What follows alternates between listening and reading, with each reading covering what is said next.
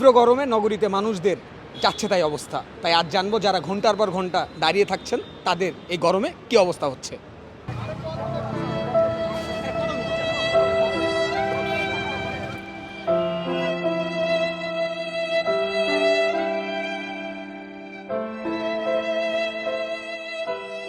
হবে sir, duty করতে হবে। তারপর গরম এবার প্রতিবার থেকে অনেক বেশি এবার গরম, সেজন্য অনেক কষ্ট হচ্ছে এবং শরীরে ঘাম অনেক বেশি হচ্ছে। এই ঘামের কারণে আমাদের দেখা যাচ্ছে শরীর অনেকটা অসুস্থ লাগে, তাও ডিউটি করতে হবে স্যার।